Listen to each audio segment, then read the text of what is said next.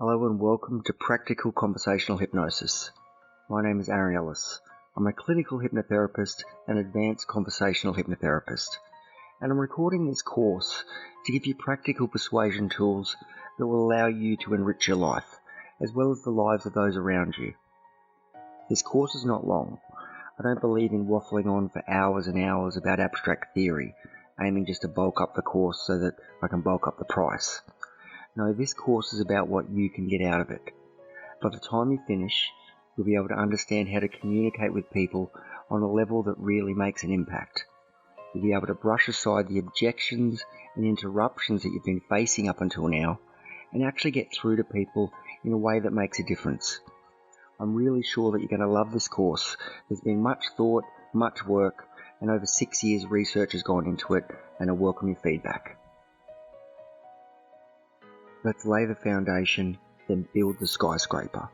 These first few sections of the course will focus on the inner game. This is the foundation of effective persuasion and is by far the most important part of this course. Let me say that again. The inner game is by far the most important part of this course. If we skip it and move straight to the techniques, we'll be sabotaging ourselves. The inner game is the foundation, so we need to take time to build a solid foundation, and then on top of that, you'll be able to build and construct a magnificent skyscraper. Without a solid inner game, the techniques simply have no power. So if you've struggled in the past with hypnosis or to persuade people, and despite having perfect technique, you had better believe that it was lack of the inner game foundations that made the difference. Covert hypnosis made simple. People often ask if there's a difference between conversational hypnosis and covert hypnosis. Well, yes and no. Technically, conversational hypnosis is any form of hypnotic influence that occurs during a conversation, and that can be. It doesn't necessarily have to be covert. Covert hypnosis, on the other hand, is any influence that occurs without the conscious awareness of the person being influenced. However, that doesn't necessarily have to occur during a conversation. If that doesn't make sense, don't worry about it. The two are basically the same thing. Now, before we move on, let's quickly clear up this idea of hypnosis, because often hypnosis is a little bit misunderstood. So let's put all the superstition and exaggeration out of our minds for a second and look at hypnosis as any influence that occurs at a subconscious level. And understand this as any change that occurs at the level of emotion, imaginations, and habits. So basically, any real and powerful change that you create. So in this course, you're going to learn how to create real, powerful changes within ordinary conversations. The Giants. Milton, Erickson, NLP, and beyond. Many people just say that conversational hypnosis is basically NLP in a new package. NLP, or Neuro-Linguistic Programming, is a system of modelling which aims to break down the behaviours of successful people into techniques that we can all copy. And NLP is best known for its modelling of therapists, such as the famous hypnotist Milton Erickson. Milton Erickson was known for indirect hypnosis and being able to create incredible transformations with his clients through merely asking questions, telling stories that were also laden with covert hypnotic patterns. So NLP created many techniques from this modelling, such as embedded commands, hypnotic language patterns, and beyond. However, NLP is not the last word when it comes to conversational hypnosis, particularly not the way that I learnt it and the way that I teach it. I agree with Milton Erickson when he said, NLP got me down to a nutshell. Unfortunately, they left out the nut and only took the shell. So in this course, we're going to go beyond Erickson and look at many other people who are masters of influence, from monarchs to billionaires and even best-selling writers. So rather than teaching the shell of one man's brilliance, we're going to be, as the physicists would say, stand on the shoulders of the giants of the industry. The win-win formula, how to get your own way, but still feel good about it. Some people come to conversational hypnosis from an unhealthy point of view. They want to gain tools and techniques to trick other people, to get one over them and manipulate them for their own benefit. To be an effective persuader of people, to be looked up to, trusted and responded to, you need to come to this from a perspective of win-win. If you benefit to someone else's detriment by tricking them, even if they don't realize, you haven't won. Why? Because people are smarter than we give them credit for, and at some level, they'll realize that they've been taken for a ride, and the next time around, they'll be far less likely to trust you. And people are very perceptive when it comes to intuitive judgments of others, and using covert hypnosis to others' detriment will show at some level in the way that you behave and act.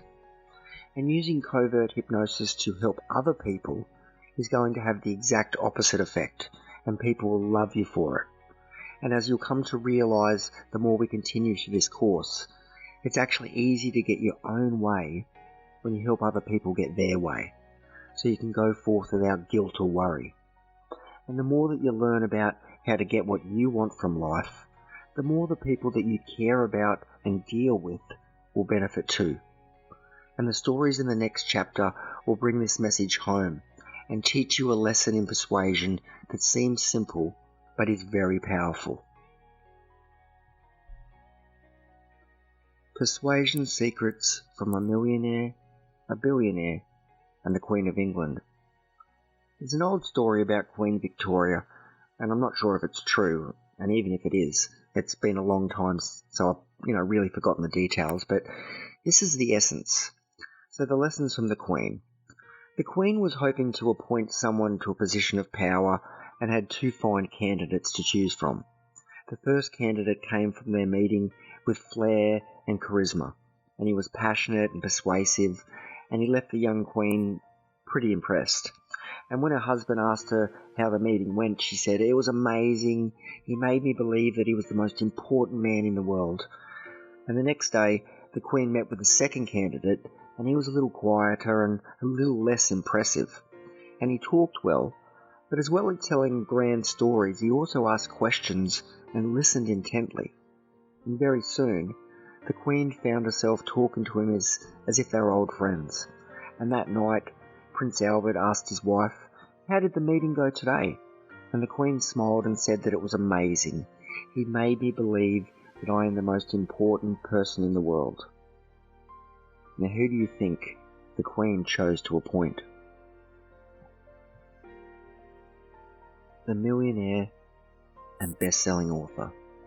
The late Stephen Covey wrote a phenomenal book called 7 Habits of Highly Effective People, and the book still lines the shelves of nearly every executive and entrepreneur in the Western world, and it sold probably close to 20 million copies during his lifetime.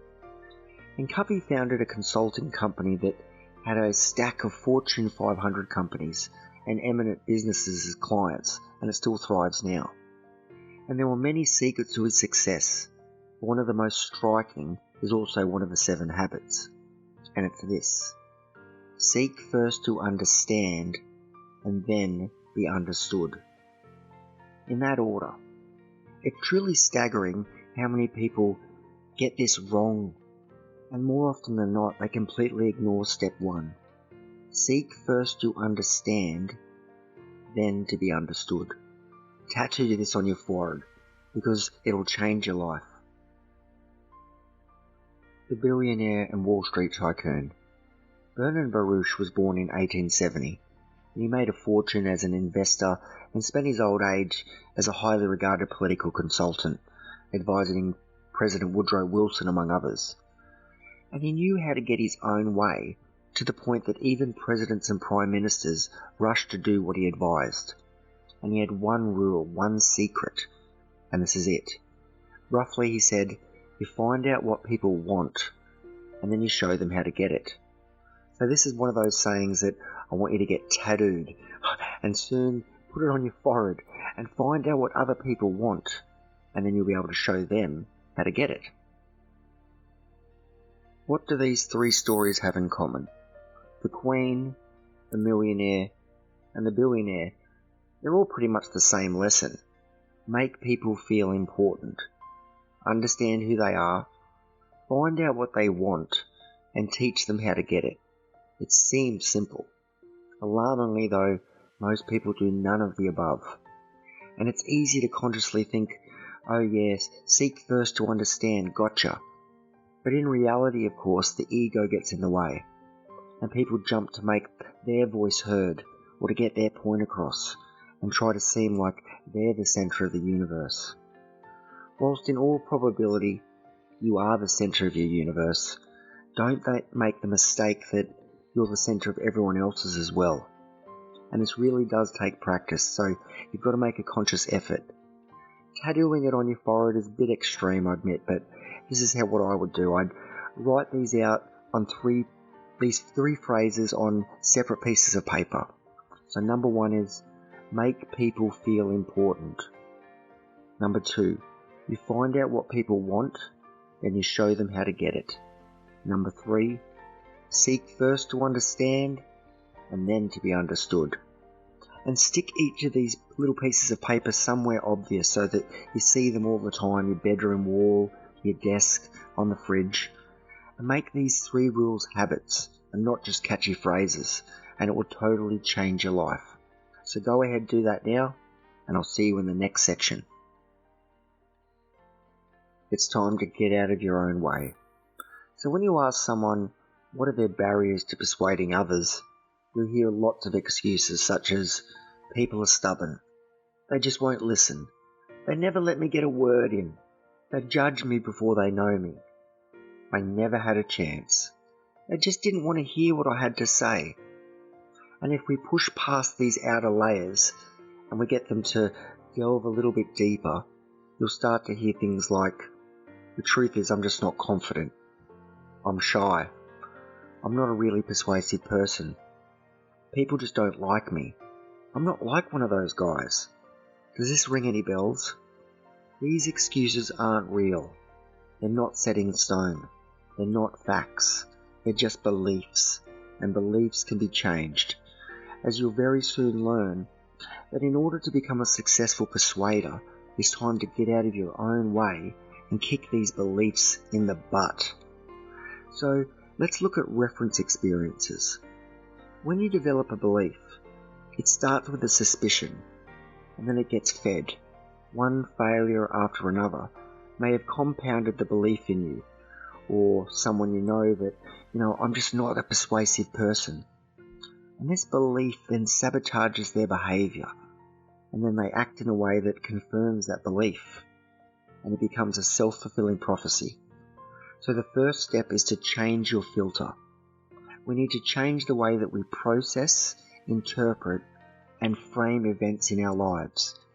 So rather than interpreting a failure as an all-conclusive statement about who you are, just think, I've learned something useful, and laugh it off.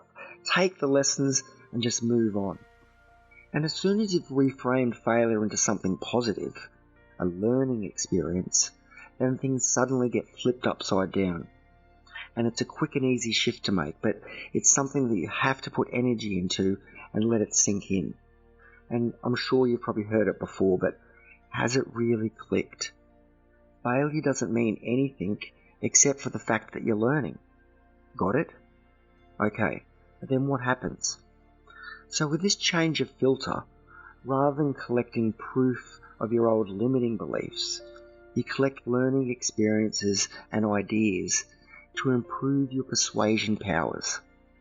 So then you start getting better at this, which means that you gradually start achieving some successes. And the more successes you achieve, the more reference experiences you have that start to confirm that this is a positive belief and I am becoming a master persuader. So eventually this belief becomes a reality, and the whole process builds itself into a naturally evolving cycle.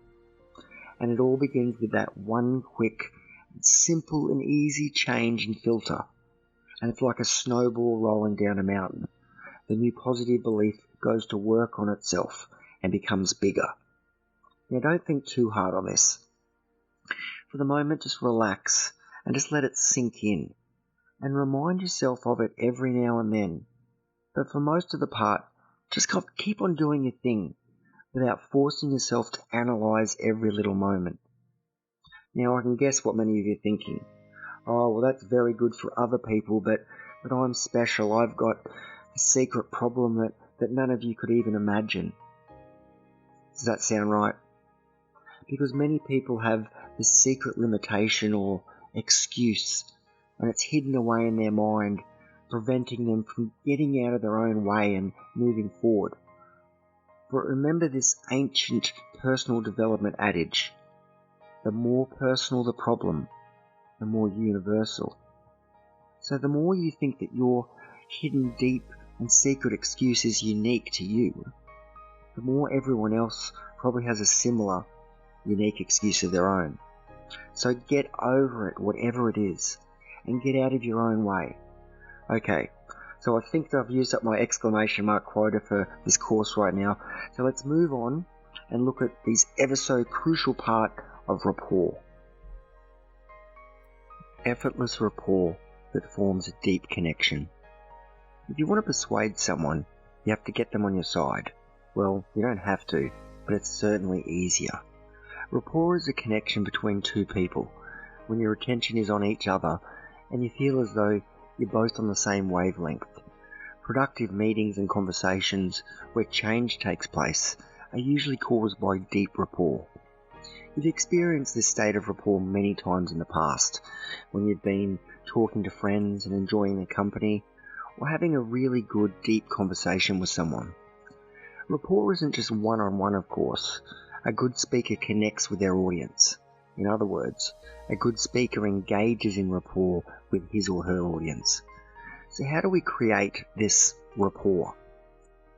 At the start of this course, I talked to you about NLP, the process of modeling successful behaviors and patterns. And NLP is big on rapport. The trouble is, I think that they've got it wrong. They teach that if you want to get in rapport with someone, you must match and mirror. You subtly mimic their body language, movements and gestures to subconsciously project that you two are alike. NLP has a host of tricks to make this process more subtle, but at the most basic level, that's what it boils down to. So how did NLP come to the conclusion that reflecting gestures is the key to successful communication? Simple. They watched. So if you go to a cafe or coffee shop or bar and just literally watch people in action, look at the intimate couples and the laughing friends and observe their body language, and you'll find that they're often adopting the same pose, sitting the same way.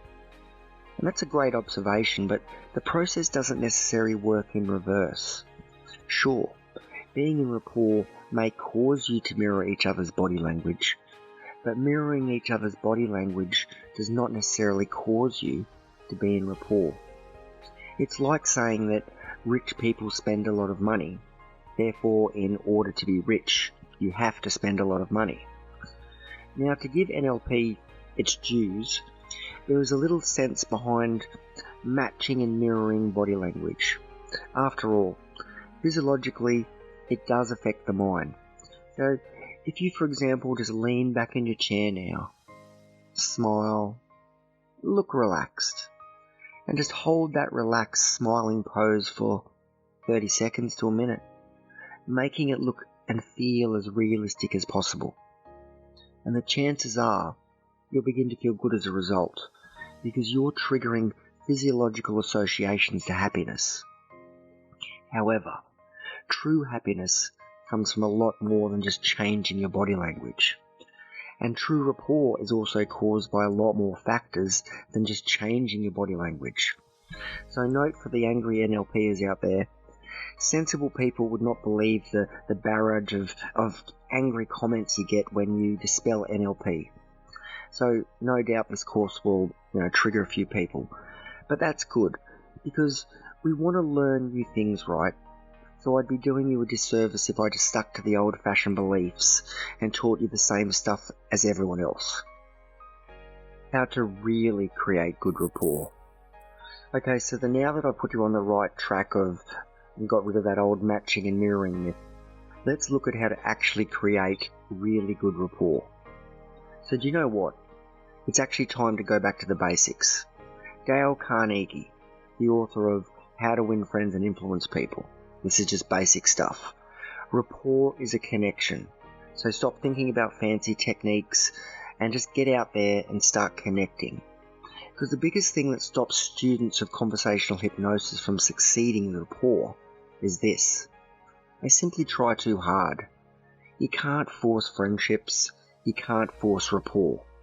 Trying only cancels out that subtle, natural processes that are occurring behind the scenes. And trying means that you start to consciously sabotage a subconscious process. It's like trying to force yourself to fall asleep and willing yourself unconscious. It just doesn't work. But you can create rapport, and you can deliberately make it happen in almost all cases.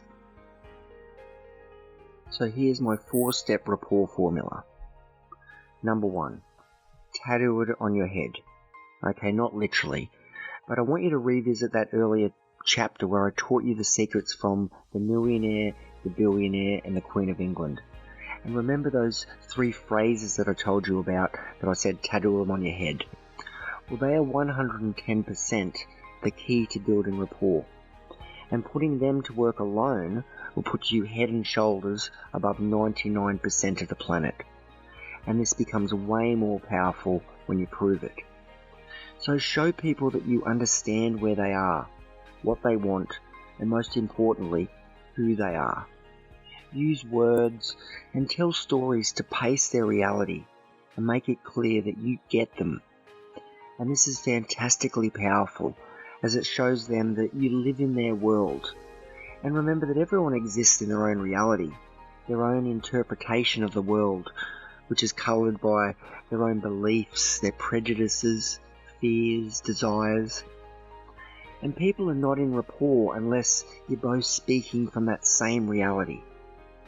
So when creating change, your ultimate goal will be to join them in your reality. But before you can bring them into your world, you must first join them in their world. And in order to do this, make it clear that you're right there with them. Of course, before you can do this, you have to actually be right there. So listen, engage, and put yourself in their shoes. Use your imagination and just see where it takes you. By the way, for more information on the idea of how to shake up people's realities, I'm going to put a little extra bonus section at the end here called the problem shaker. So, number 2, you want to fake it. So you know what it's like when you're in rapport. You've been there 1,000 times before with friends, family, and other people that you get on with. And inside your mind, you have all the rapport blueprint. So in order to create that rapport deliberately, remember and revivify the feelings that you get when you're naturally in rapport with your friends. And just do this in a safe context first. At home, practice filling yourself with the feelings that you get when you're in rapport with your best friend.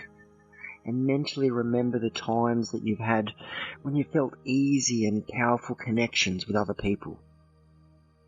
And focus first on the memory, and then identify that feeling, and then focus instead on that. Practice bringing this feeling into your life with ease, and keep exercising those mental muscles until you can make that feeling happen on demand, whenever and wherever you want it to. And this gives you the keys to generating instant rapport at your beck and call. So how does this work?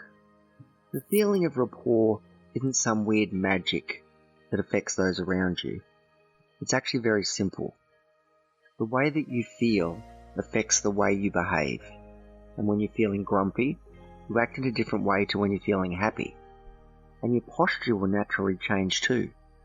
The tone of your voice will naturally change. Your gestures and rate of speech will change. Even your words will naturally change depending on the emotional state that you're in.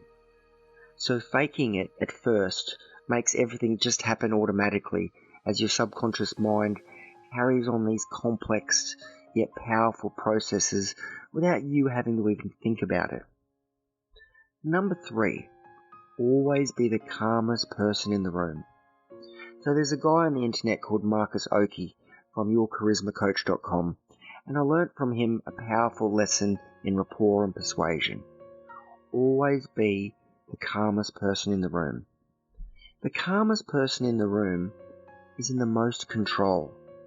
The person who feels the most at home, the person who feels the most secure, is the most in control. People don't like to connect with an agitated person because those feelings seem to poison the interaction. So as you focus on increasing the feelings of rapport, also make a conscious effort to be calm. And it becomes easy with practice. So you make it your intention to always be the calmest person in the room. And the dividends for this will pay for you huge. So remember, calm doesn't always mean dull. You can be animated, energetic and excited while still being calm and relaxed. Just don't be ruled by nervousness or stress, and don't let your feelings be, pushed around by those who you're with. So the calmest person in the room is the most powerful person in the room, and it's the one that everyone else will want to be in rapport with.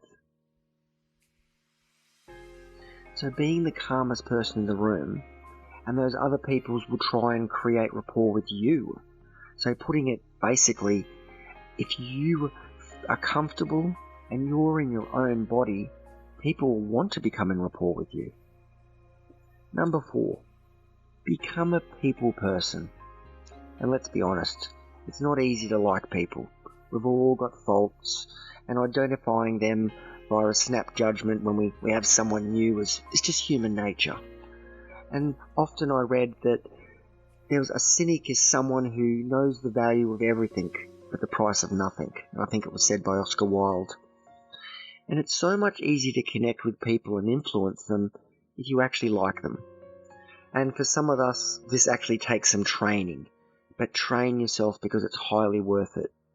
Okay, so that's literally the 4-step rapport formula. It's not much of these 4 steps, it's literally just 4 elements. So make them all part of your world, and rapport will be easy, effortless, and natural. These 4 steps are literally some of the most powerful things that I've learned on my journey towards mastering conversational hypnosis and just rapport in general. And I'm sure they're going to treat you very well indeed. Voice control. How to sound irresistibly persuasive. We've now laid the foundations for successful persuasion, and it's time to build the skyscraper.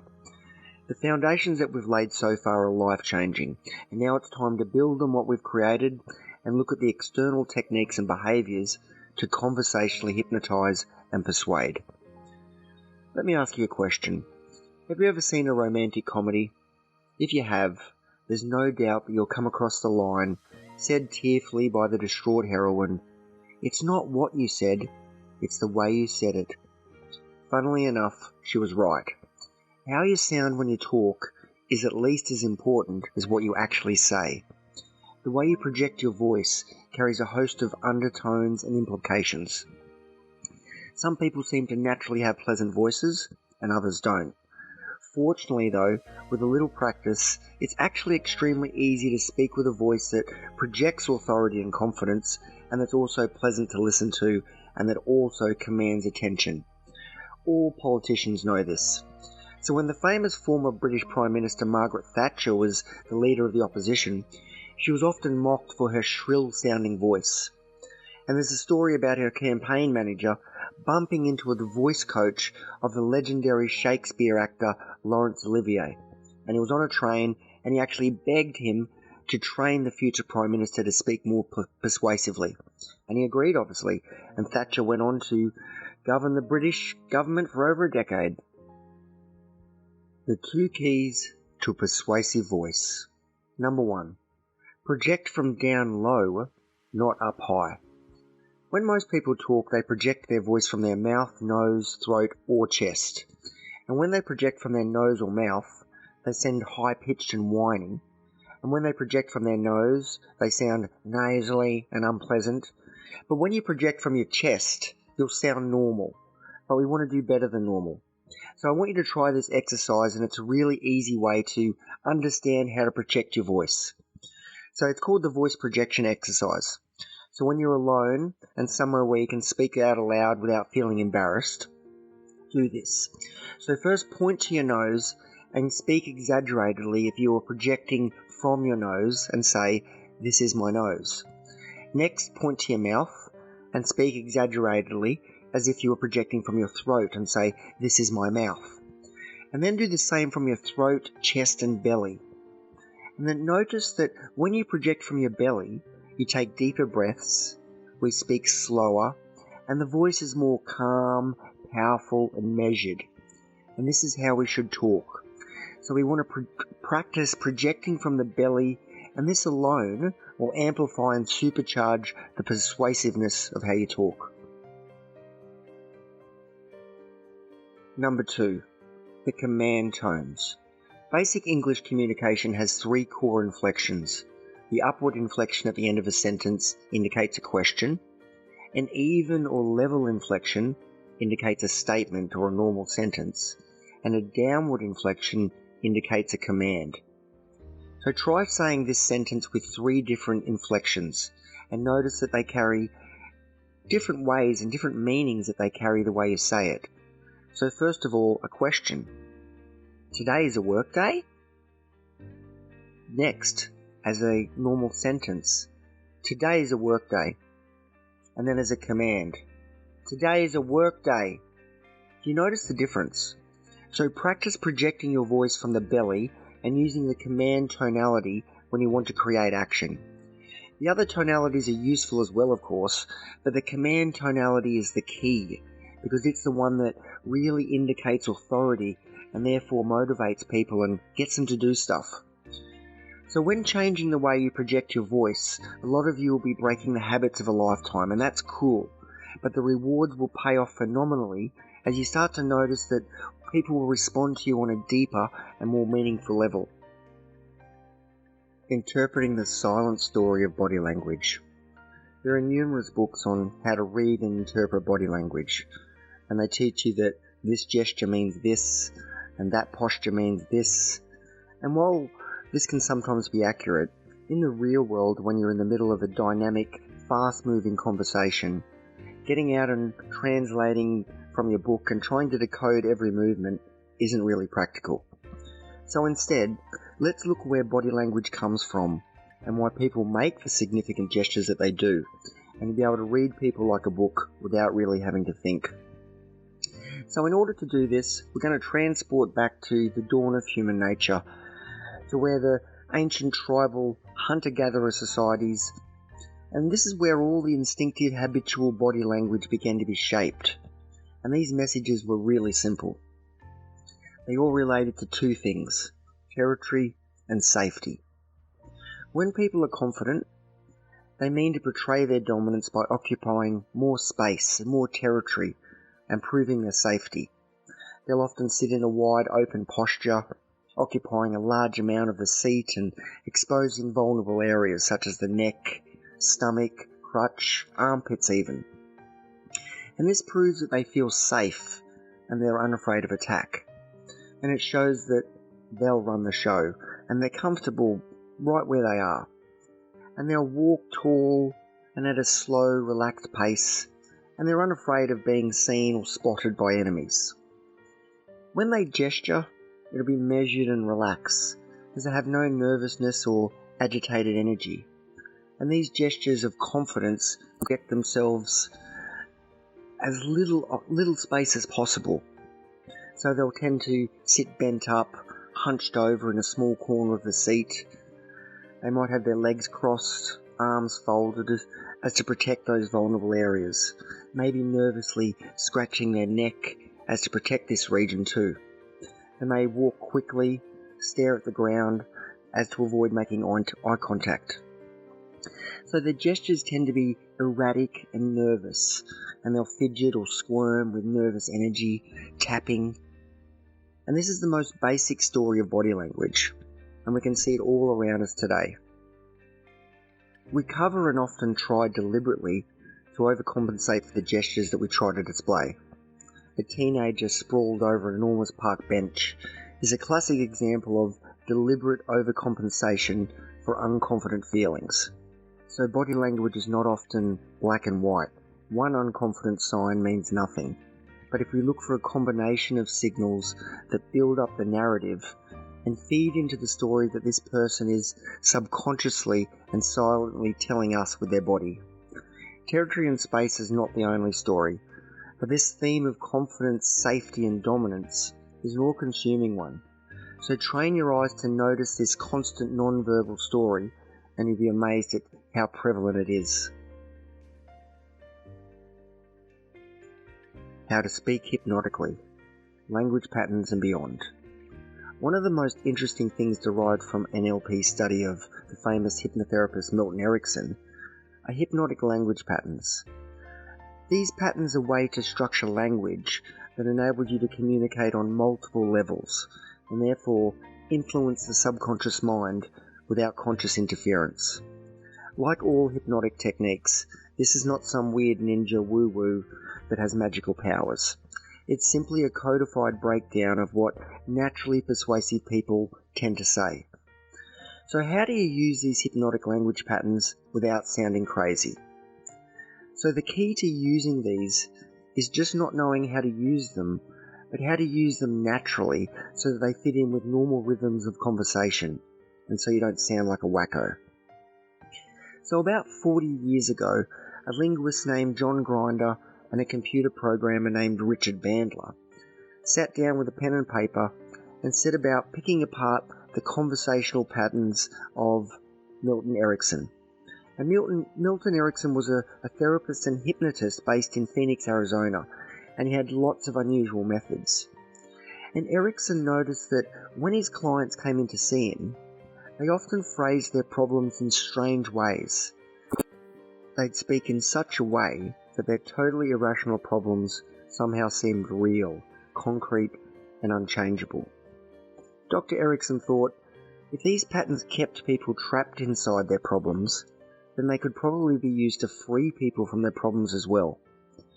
So he began talking to his clients in that same language, feeding their patterns back to them. Patterns such as the bind, two ideas that are linked together. For example, the more you listen about language patterns, the more you'll notice people using them naturally in everyday speech.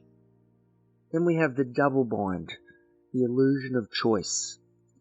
So people find that they either find language patterns easy to use or simple to implement in daily communication. Then we have presuppositions.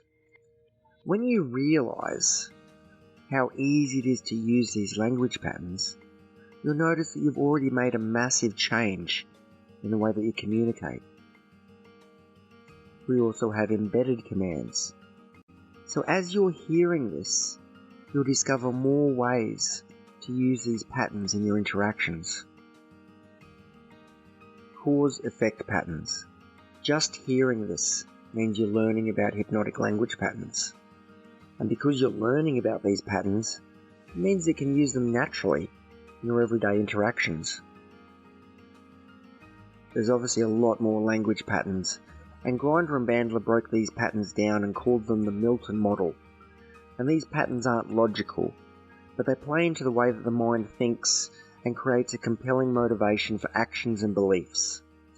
The Milton model today is generally used by therapists, businessmen and marketers to help them connect with people and to create change, to change people's beliefs, attitudes, and to motivate them to take action. How to use hypnotic language patterns without sounding crazy. There are those people who say that these language patterns are pretty absurd and that they really couldn't be used in a real conversation. They think that to use these language patterns in a normal conversation that you've got to drastically change the way that you speak. But here's the secret. You don't. The fact is, language patterns are used by us every day. All the time actually, but the trouble is they're usually used for negative things. So, for example, every time someone says, I've realised that I'll either fail now or give up. So this is a presupposition of awareness followed by a double bind. Or they might say, a girl might say, the more I talk to him, the more I get annoyed, which is a bind. So these are these natural language patterns. So if you start to open your ears, you'll end up finding that people use these patterns of Milton Erickson all the time, and they're just literally a natural function of the English language. So rather than allowing ourselves to get trapped in our problems with these patterns, why not just try and use them to help free our minds and get what we want from life and help other people do the same. So just keep an ear out for language patterns that you hear in everyday interactions and ask yourself, how can you use these patterns for the results that you want? So hopefully now you've got a good idea of what these language patterns are, how they work, and how to use them without being locked up. And there's a lot of material online dealing with language patterns, but if you seriously want to step up your game, I suggest you grab the old NLP book called Patterns of the Hypnotic Techniques of Milton H. Erickson, Volume 1. It's not an easy read, but if you can get your head around that and integrate the techniques into what you do, you'll safely be able to say that you've mastered hypnotic language patterns. The Shiny Objects Trap. So at the end of this course, I'll be sharing in a bonus appendix where I'll give you 20 hypnotic phrases that incorporate all these hypnotic language patterns and more. At this stage, however, I'm not going to be spending any more time on language patterns, and here's why. Because I believe that they get a disproportionate amount of attention, and this is what I call shiny objects trap. So language patterns seem very cool, a little tricky phrase here or technique that's designed to wrap someone's mind in a hypnotic loop and influence them on a subconscious level. And yes, learning and mastering these, it's a very useful skill. However, everything else that you learn in this course is going to increase your persuasive powers 100 times more than any fancy patterns. But if you really want to focus more on language patterns, go for it. Just do yourself a Google search for hypnotic language patterns, and you'll get a bunch of links that'll appear that'll teach you about these language patterns. But I think we can do better. So if you'll permit me to move on, let's focus on a technique which is far more powerful than hypnotic language patterns, and it's the key to irresistible influence and effortless conversational influence. Hypnotic stories that change minds and shape emotions. The way to a man or woman's heart is through story. Stories are all around us and form the bedrock of how we shape our beliefs and even our identities. Political candidates run for election based on the narrative that they tell us about their lives and how it ties in with the narrative of the country that they're hoping to run. President Obama even once said that one of the biggest jobs an American president has is to tell the American people an overarching story that relates to the events of the world and the country and to the lives of the regular people. You're living your own personal narrative. And what we think about ourselves, our own strengths, our weaknesses, and so on, all have their root in a story that we tell ourselves. And these stories often aren't factual. They aren't real. Rather, they're remembered and interpreted by us, and then we spin them and we frame them so that they support and feed the beliefs that we've shaped for ourselves. So successful people, they tend to tell themselves a story about how they learn, overcome failure, and they grow and succeed. And as we know, unsuccessful people, they tell themselves the opposite, a story about how the world is against them and they lack the skills or opportunities that others have. And in order to influence somebody and to really connect with them, you have to understand the story. And since the dawn of civilization, story has shaped and defined the human species. Written or spoken, stories tend to define a culture and they family, friendships, marriage, work relationships, and even building artworks and songs. These are all stories. And if you don't understand the story, you don't understand life. So how do you use the power of a story to influence others and change their minds, and to tap into this incredible force that flows through each of us? So one of the most powerful and persuasive ways is to use stories that mirror the situation that someone else is in without directly referencing it. So this is the key to what people call a therapeutic metaphor. An example of a problem-solving metaphor. Today I took a break from recording to grab a coffee with an old friend. He was feeling a bit down on his luck and he was struggling to motivate himself out of a rut.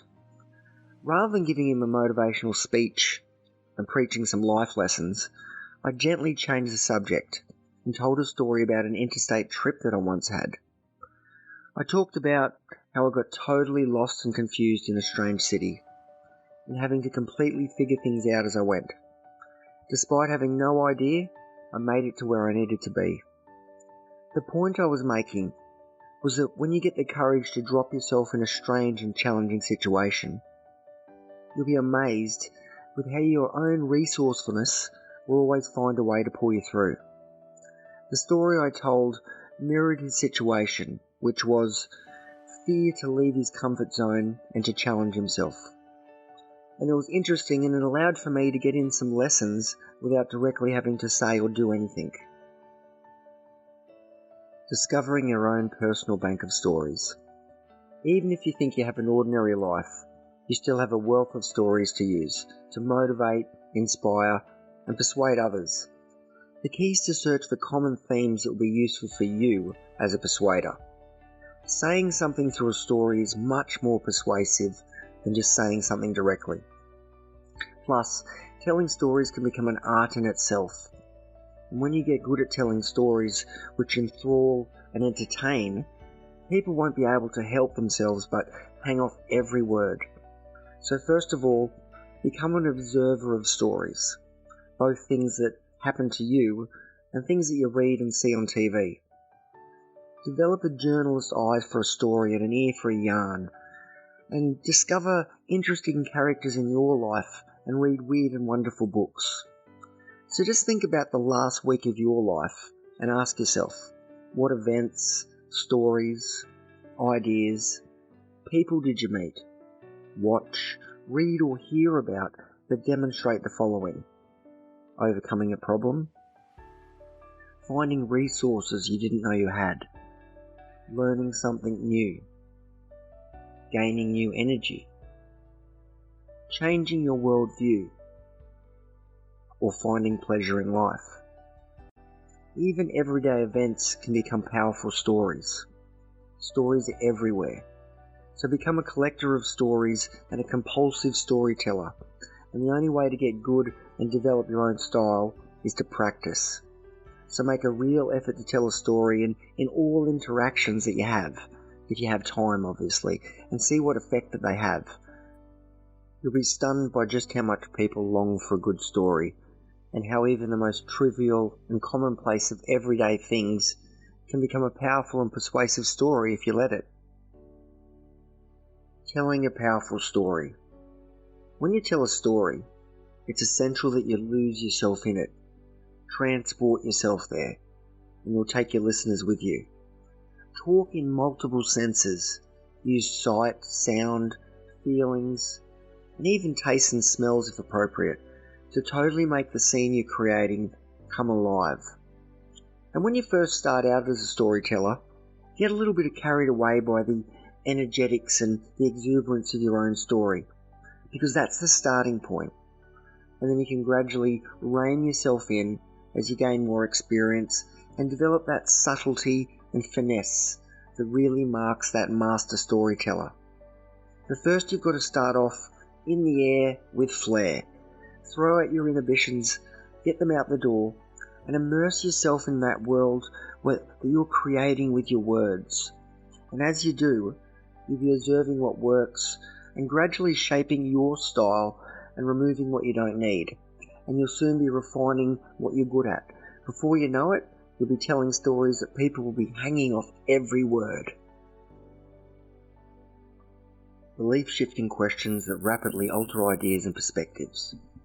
Creating change and persuading others often boils down to shifting someone's beliefs, because beliefs are often the underlying reason behind a particular behaviour or resistance. So if you want someone to do something, they must believe certain things. So first of all, they must believe that they're capable of actually doing it, that they're going to benefit from it, that their peers will approve of it, and that it isn't dangerous. So these are not set in stone, of course, but they're a good barometer of the basic underlying beliefs that modulate our actions. Any subtle negative beliefs that fits into one of the four categories could kill your chances of successful persuasion. But using questions, they're a subtle and indirect way to change someone's negative belief and eliminate them without directly attacking them.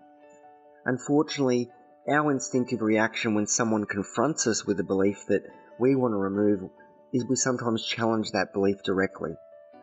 Unfortunately, this belief may be crucial to someone's identity and their self-image, even if it's a negative one.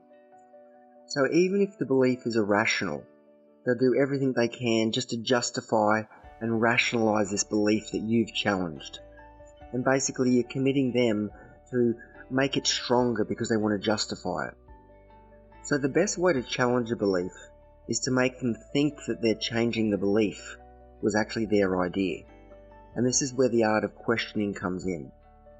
So with questions, you can gradually loosen someone's grip on this negative belief and move to replace it with a more positive, empowering belief instead. So there's 5 powerful question types that bust unwanted beliefs.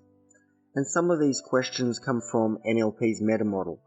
And the meta model is often overlooked in persuasion texts, but it's at least as powerful and as useful as the language patterns based on the Milton model. So the meta model allows you to identify the real thought patterns that a belief is wrapped up in, and gently ease that belief to the surface. All of these questions eventually aim to sever that belief from the person and break their attachment to it. Remember, it's not what you say, it's how you say it. If you ask these questions in a challenging lawyer-style way, people will just put their backs up. So ask instead from a place of genuine curiosity. Be completely open and allow them to give clear and an honest response without them feeling judged or accused. So you're not out to prove that their beliefs are wrong. Instead, you're kindly allowing them to realize for themselves that these beliefs are not only unhelpful, but they also don't have to be stuck with these beliefs for life. So this is important. One question alone won't work instant magic. We need to gradually and gently guide the questions by layering these questions and similar ones until the belief has been shaken. And this should eventually lead to an epiphany moment when they begin to reorientate their perspective. When the old belief is lost, begin using a story to inspire and create a new belief that is opposite to the one that they had. So let's do a little walkthrough. So say someone has a negative belief. You carefully and gradually use these questions to loosen the belief to the point where they no longer have that same attachment to it. And when the belief has loosened, subtly use stories, the ones we mentioned in the previous section, that mirror the situation to inspire the new belief and give them confidence instead of unconfidence and good instead of bad. So you allow them to get acquainted with the new belief as it has to firmly take place instead of that old one. So in a real interaction, you'll be running with your instincts. This is why it's crucial that you're in rapport the whole time. If you break rapport and you try to think of what was that hypnotic question again, you'll risk losing the potential to create that change. So just tread carefully and be in the moment. So remember, the change has to be their idea. So don't go claiming that credit. Questions. The counter question example. So in this question, we get them to gradually begin to mentally formulate counter examples of the belief they have. So you could ask, what are the situations in which that belief is not true?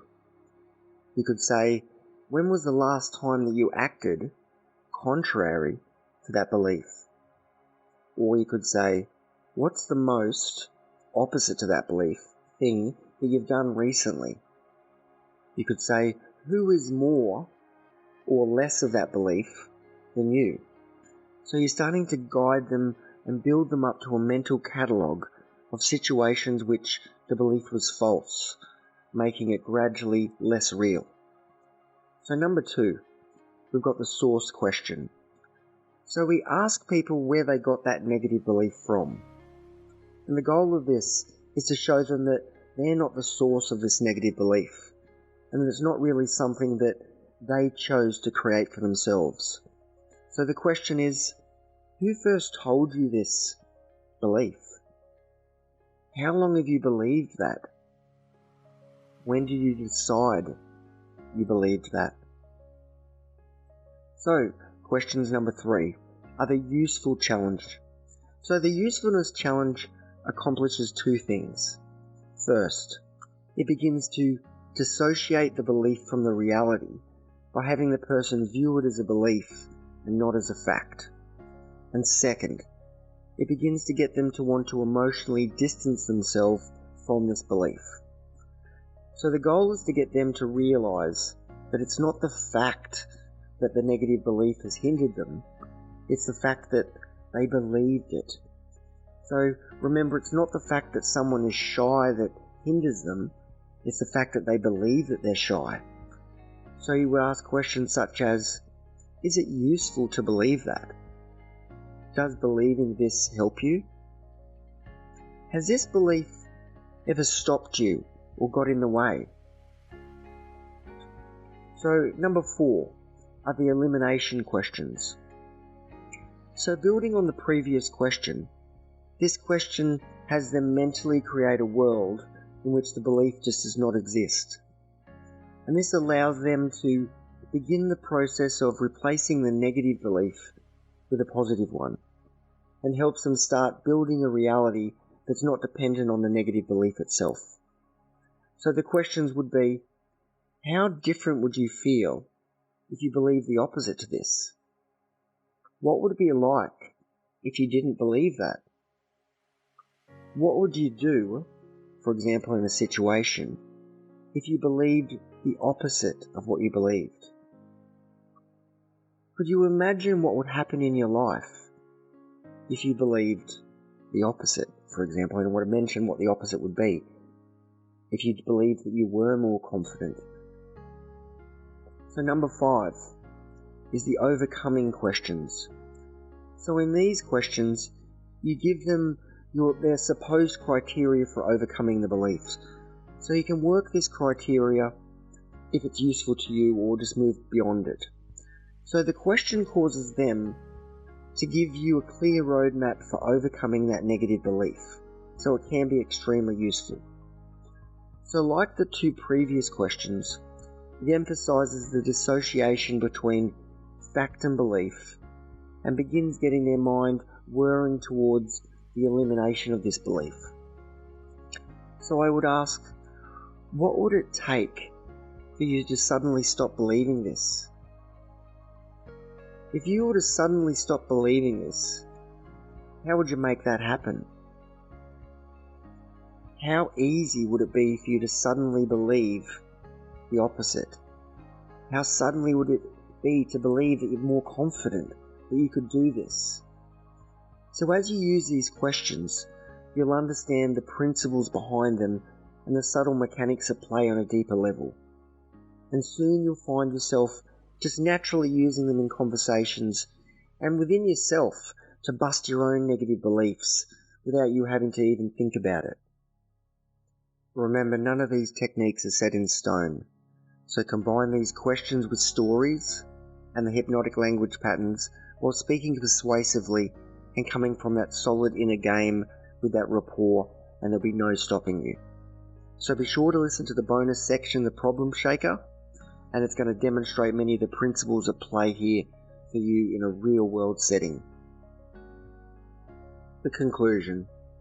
We're coming to the end. Relax though, because in the bonus section you'll find a bunch of potent and practical material that's going to help bring your skills out into the real world. So remember, you're already miles ahead than when you began this short course. You know how to speak with authority and confidence. You know how to read and interpret the silent story of body language. You know how to get out of your own way and think and feel like a master persuader. You know the secret to hypnotic language patterns. You know how to tell powerful stories which enthrall as they also transform. You know how to ask questions that destroy negative beliefs and flip problems on their head. You know what Queen Victoria, Stephen Covey and Bernard Baruch had to say and how to get out of your own way. You know how to rapidly gain rapport with almost anyone. And remember, what we're doing here is giving you the principles, constructing the model. You're interpreting people and the world in a useful and empowering way. So these skills are effective, useful, and most importantly, they do work. But they're not the be-all and end-all of communication as a human being. So it's up to you, in your studies, most importantly in your experiences, to fill in the gaps and reconcile any contradictions that you think you've found here. I wish you the best of luck and I hope you've enjoyed listening as much as I have recording.